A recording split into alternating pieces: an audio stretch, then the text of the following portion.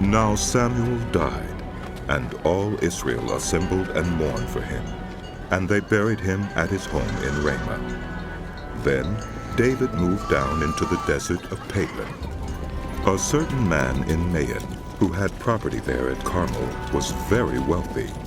He had 1,000 goats and 3,000 sheep, which he was shearing in Carmel. His name was Nabal, and his wife's name was Abigail. She was an intelligent and beautiful woman, but her husband was surly and mean in his dealings. He was a Calebite.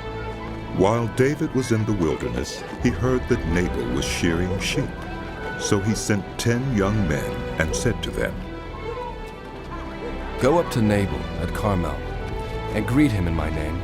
Say to him, 'Long life to you, good health to you and your household, and good health to all that is yours. Now I hear that it is sheep shearing time. When your shepherds were with us, we did not mistreat them, and the whole time they were at Carmel, nothing of theirs was missing. Ask your own servants, and they will tell you. Therefore, be favorable toward my men, since we come at a festive time. Please, give your servants and your son David whatever you can find for them.'"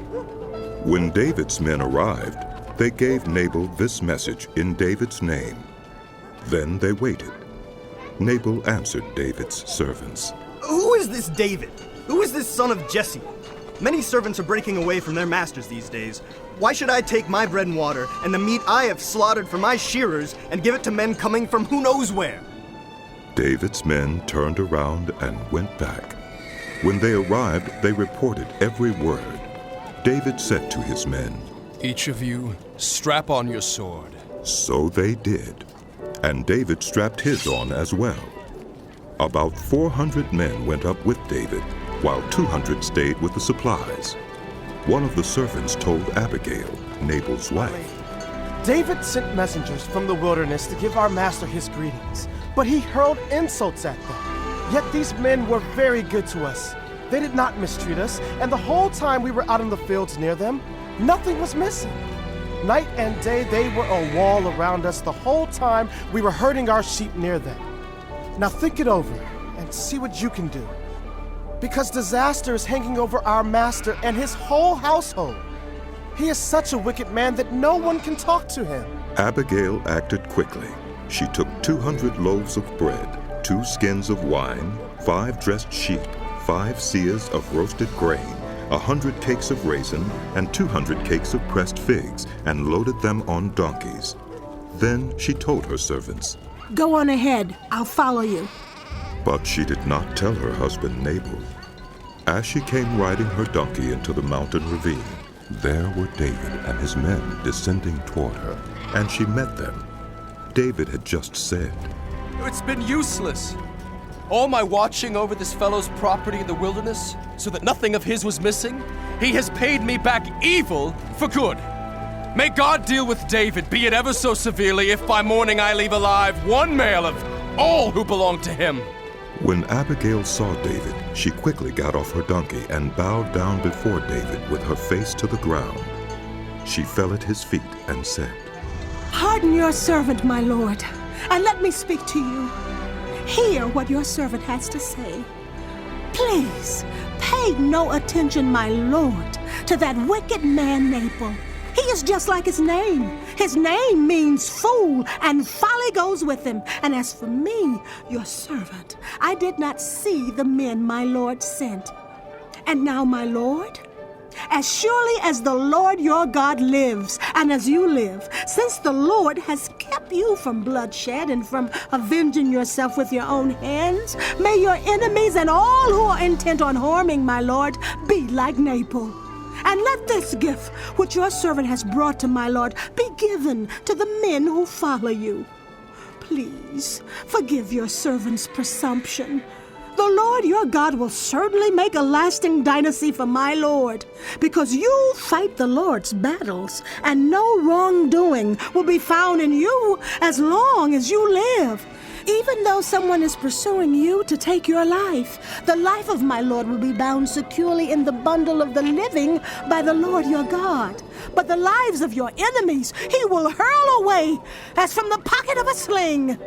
when the Lord has fulfilled from my Lord every good thing he promised concerning him, and has appointed him ruler over Israel, my Lord will not have on his conscience the staggering burden of needless bloodshed or of having avenged himself. And when the Lord your God has brought my Lord success, remember your servant. David said to Abigail, Praise be to the Lord, the God of Israel, who has sent you today to meet me.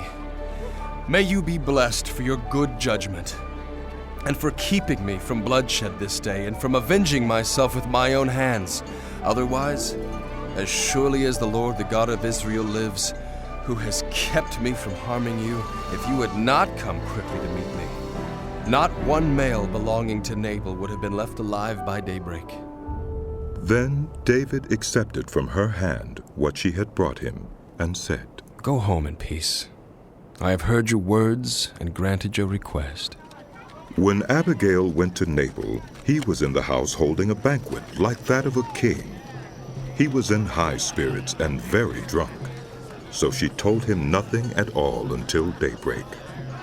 Then, in the morning, when Nabal was sober, his wife told him all these things, and his heart failed him, and he became like a stone.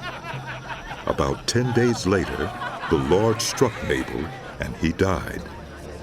When David heard that Nabal was dead, he said, Praise be to the Lord, who has upheld my cause against Nabal for treating me with contempt.